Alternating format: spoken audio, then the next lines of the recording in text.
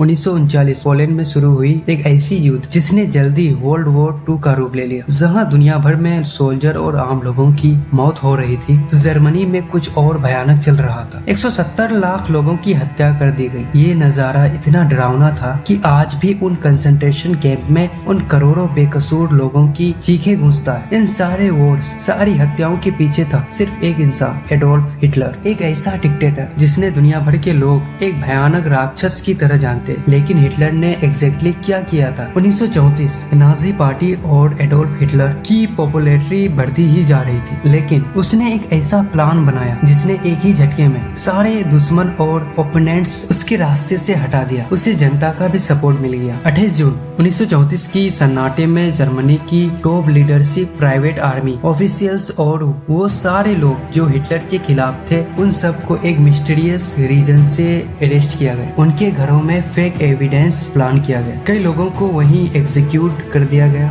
और बाकियों को देशद्रोह घोषित कर दिया और उन्हें भी मार डाला। इस इवेंट के बाद हिटलर का रास्ता साफ हो चुका था और जल्दी ही हिटलर ने चांसलर और प्रेसिडेंट की पोजीशन को कंबाइन करके खुद को बना दिया फ्यूलर। ऑफिशियल रिपोर्ट कहते हैं कि उस रात 77 लोग मारे गए, लेकिन लोगों का मानना था कि 100 से 200 लोगों को उस रात मौत के घाट उतारा गया। हिटलर मानता था कि दुनिया में उनकी जाति आर्यन रेस के लोग ही सबसे ज्यादा प्योर ब्लड और सुप्रीम होते। उसका मानना था कि जर्मनी सिर्फ आर्यन ब्लड वाले जर्मन की है और दूसरे के लिए यहाँ कोई जगह नहीं। उसने धीरे धीरे Jews, Romans, communist, homosexual, trans genetic बीमारियों वाले लोगों को सोसाइटी से अलग करके उन्हें कंसंट्रेशन कैंप में डाल दिया। ये कंसंट्रेशन कैंप कोई जेल नहीं बल्कि टॉर्चर चेंबर थे। उन्हें न सिर्फ हिटलर के वोट के लिए फोर्स लेबर किया, अपनी जेल का कंस्ट्रक्शन भी खुद किया। कोई भी कैदी काम करते स्लो हुआ, रुका या गिरा तो उन्हें बुरी तरह मारा जाता। जेल के सोल्जर्स कैदियों को किसी भी रीजन से मारते थे और कई बार किसी रीजन के बिना भी। बच्चे, बूढ़े, बीमार, कमजोर, जो भी लोग काम करने के लायक नहीं थे, उन्हें डायरेक्टली मार दिया जाता था। न उसे